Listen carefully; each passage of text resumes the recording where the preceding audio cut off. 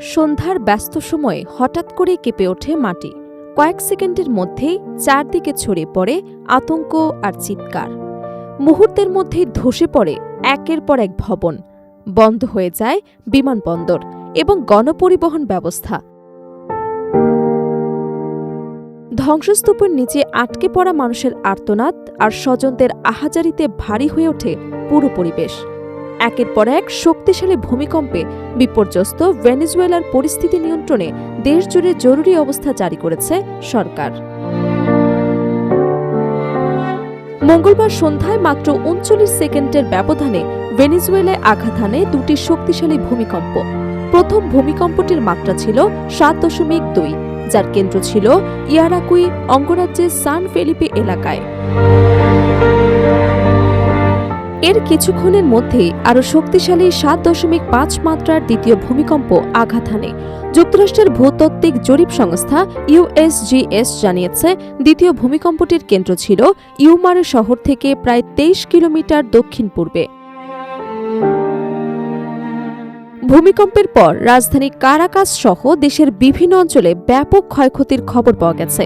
বহু ভবনে ফাটল দেখা দিয়েছে, কিছু ভবন সম্পূর্ণ বা আংশিক ধসে পড়েছে। বিভিন্ন এলাকায় জ্বালানি এবং বিদ্যুৎ সরবরাহ বন্ধ করে দেওয়া হয়েছে। সতর্কতামূলক ব্যবস্থা হিসেবে জনগণকে ঘরবাড়ি ছেড়ে নিরাপদ স্থানে চলে যাওয়ার আহ্বান জানিয়েছে সরকার। USGS সতর্ক করে জানিয়েছে, এই ভূমিকম্পে বড় ধরনের প্রাণহানি এবং ব্যাপক ক্ষয়ক্ষতির আশঙ্কা রয়েছে। সংস্থাটির প্রাথমিক মূল্যায়নে উল্লেখ করা হয়েছে, শক্তিশালী কম্পনের কারণে হাজার হাজার মানুষের প্রাণহানির ঝুঁকি তৈরি হয়েছে। যদিও এখনও আনুষ্ঠানিকভাবে হতাহতের সংখ্যা প্রকাশ করা হয়নি, তবু উদ্ধারকর্মীরা বিভিন্ন ধ্বংসস্তূপে আটকে পড়া মানুষকে উদ্ধারের কাজ চালিয়ে যাচ্ছে।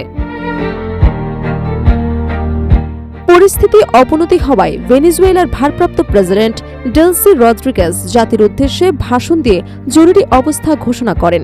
তিনি জনগণকে শান্ত থাকার আহ্বান জানান এবং উদ্ধার এবং ত্রাণ কার্যক্রম সমন্বয়ের জন্য সামরিক বাহিনীর একজন জেনারেলকে দায়িত্ব দেন।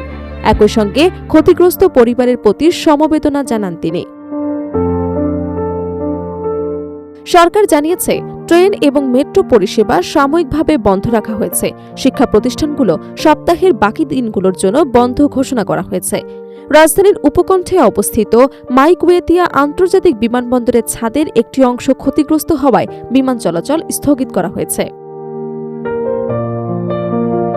স্বরাষ্ট্রমন্ত্রী দিওসদাদো কাভেইরো জানিয়েছেন, কারাকাস, মিরান্দা, আরাগুরা, কারাবোবো, ত্রুহিগো এবং ইয়ারাকুই সহ একাধিক অঙ্গরাজ্যে ভূমিকম্পটি তীব্রভাবে অনুভূত হয়েছে।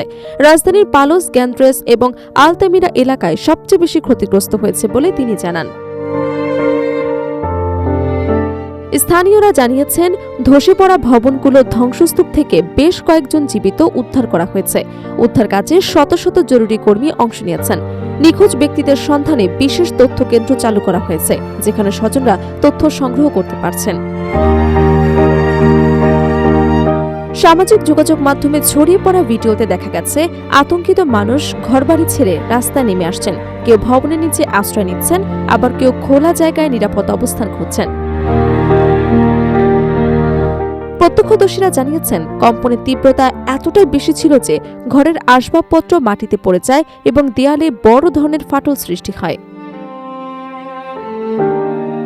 অনেক বাসিন্দারা বলছেন, তারা জীবনে এত শক্তিশালী ভূমিকম্প আগে কখনো অনুভব করেনি। কেউ কেউ ১৯৬৭ সালের ভয়াবহ কারাকাস ভূমিকম্পের সঙ্গেও তুলনা করেছেন। সেই সময়ের মতো এবারও একাধিক কম্পন এবং ভবন ধসের ঘটনা আতঙ্ক আরও বাড়িয়ে তুলেছে।